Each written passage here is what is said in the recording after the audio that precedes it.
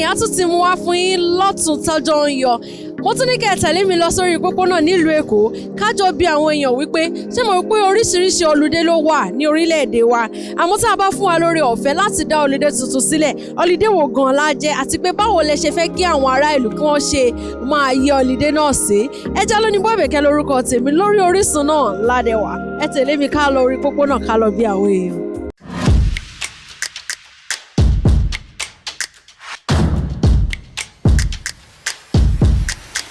Tábà fún yín lórí ọ̀fẹ́ láti dá ọlídé tuntun sílẹ̀ lórílẹ̀‐èdè yìí ọlídé wo ló máa jẹ́ àti pé báwo lẹ ṣe fẹ́ kí àwọn èèyàn máa yẹ sí.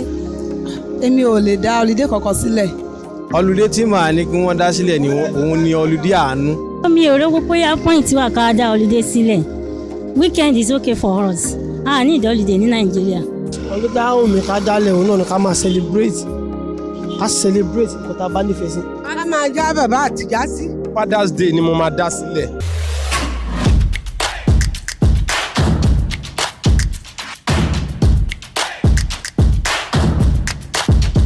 torí pé kí ni ọlúdé ti pọ̀ rẹ́dì adé oníkálukú ló mọ bó ṣe máa wá bó ṣe máa sinmi fúnra rẹ̀ torí bọ́lídé ṣe wà náà ẹlòmíì ò fún rẹ̀ nísinmi so èèyàn ló máa wá time láti fún rẹ̀ láàyè láti sinmi so but èmi mi ò lè dá ọlúdé kankan sílẹ̀ èmi máa try kí n wá sinmi fúnra mi ni.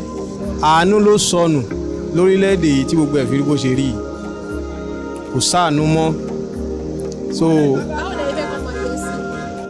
a ní kí tó bá ti tó àsìkò náà irú ọlúdé náà ẹni tó nídìí ẹmọ pa àánú pọ̀ ẹlòmíín wà àánú tiẹ̀ lówó tó bá ti rówó ká fún un ẹlòmíín àánú tiẹ̀ ní ìfẹ́ pé a kò rí ìfẹ́ kónú ayé ẹ̀ bá a fìfẹ́ hàn sí i so gbogbo ìran nǹkan tó ń pè láàánú téèyàn lè rí gbà téèyàn á fi dúpẹ́ irú ọlúdé bẹ́ẹ̀ ni màá fẹ́ kí wọ́n dá sílẹ̀.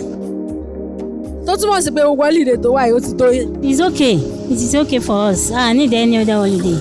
Monday to Friday is okay.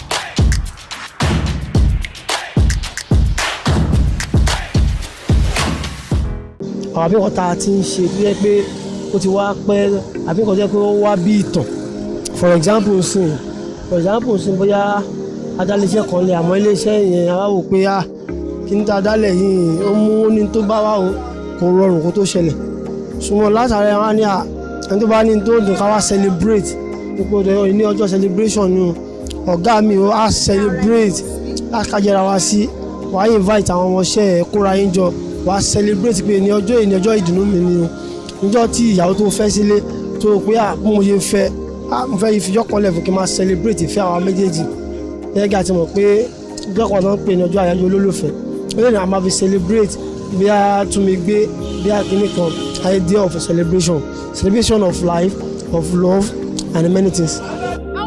báwo lẹ fẹ́ kọ́ máa ṣe. tó máa fẹ́ ṣe ká ṣe bíi pàtí kán ní kí gbogbo obìnrin o wá pàdé mi báyìí o ká ẹ jẹ ká ẹ mu ká dẹ̀ gbó. Mother's Day nìkan ló máa ń ṣe ọkùnrin ló máa ń ṣe wàhálà jùbọ́ tó obìnrin náà máa ń celebrate mo fẹ́ kọ́ máa celebrate àwọn ọkùnrin náà. wọ́n wá fún yín ní ọjọ́ kan. bẹ́ẹ̀ ni ká fi celebrate kí everybody máa lọ bí iṣẹ́ káwọn ọmọ lọ ra ẹ̀bùn pàtàkì kan máa gbé fún bàbá wọn tó ráwà là ń ṣiṣẹ́ jù wọ́n ti ń jẹ wá máyé. Ọlọ́run bá ń gbọ́. tó bá bùn pé mo di president o ọjọ́ mẹ́ta ni mo máa fi celebrate àwọn ọkùnrin mo máa fi sọ́jọ́ Friday á wá jẹ́ Friday Saturday Sunday Father's Day. ní fi lọ bí iṣẹ́. Ọlọ́run bá ń gbọ́ ọkùnrin ṣe wàhálà àgbà wo bí mo yẹn lọ sìn àtijọ́ àti mo mọ̀ ń bá lọ.